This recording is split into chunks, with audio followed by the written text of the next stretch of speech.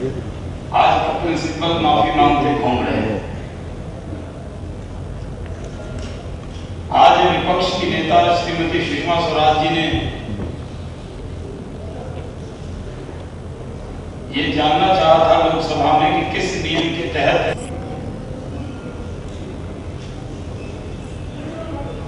कल सदन के नेता ने माफी मांगी थी।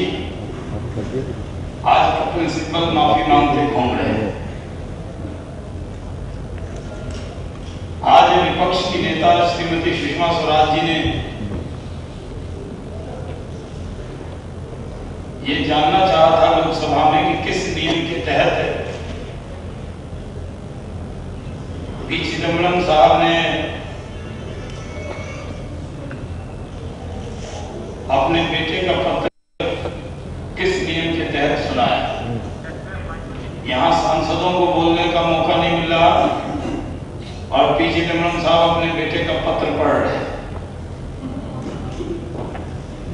जो सांसद भी नहीं है, बिना संसद बने उसकी आवाज संसद में पहुंचा रहे। संसद में कभी इस तरह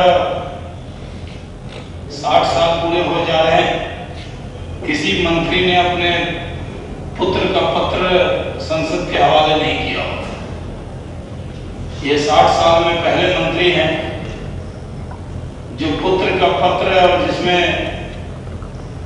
बड़े बड़े उपदेश भी लिखे हैं। यहाँ रेफरेंस दिए जाते हैं कोई महापुरुष के, उनके वाक्य को कोट अनकोट किया जाता है। लेकिन ये पहले मंत्री हैं जो अपने पुत्र के पत्र को कोट और अनकोट सुना रहे थे सांसदों।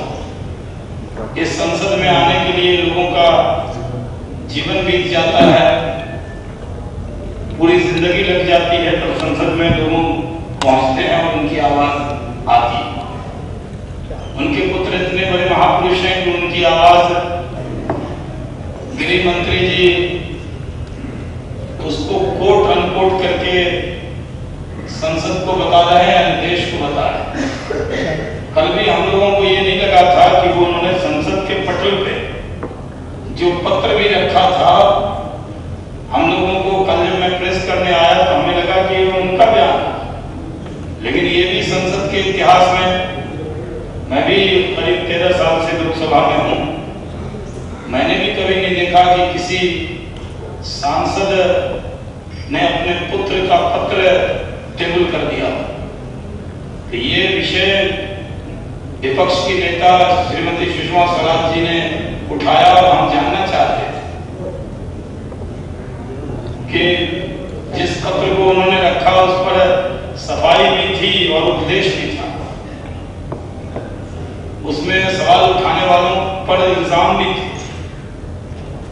तो अगर ये चिदम्बरम साहब को पूरा अधिकार है तो अपने नाम से कोई सफाई देते तो वो नियम के तहत चेयर को बताते, चेयर से इजाजत मिलती और फिर सांसदों को उनसे सवाल पूछने का अधिकार होता।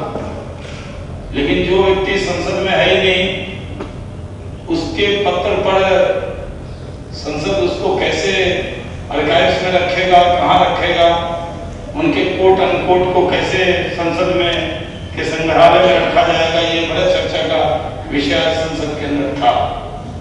हम चाहते थे कि इस पर सफाई हो, लेकिन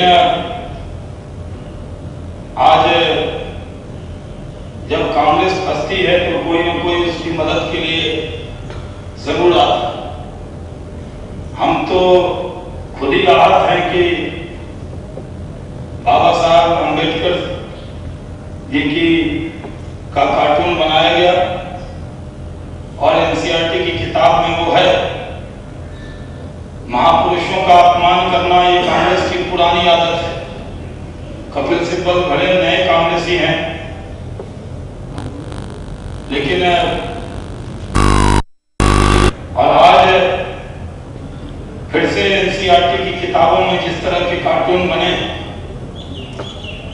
और बाबा साहब अम्बेडकर जी का जिस तरह से अपमान किया गया है, इसकी भारतीय जनता पार्टी घोर निंदा करती है। संविधान विधानसभा के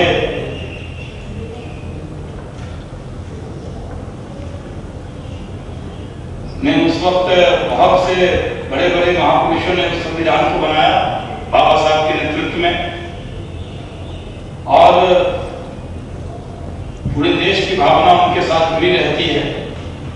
इस तरह एनसीईआरटी की किताबों में ऐसे मंत्री ने घोषणा की है कि उसको वो हटा लेंगे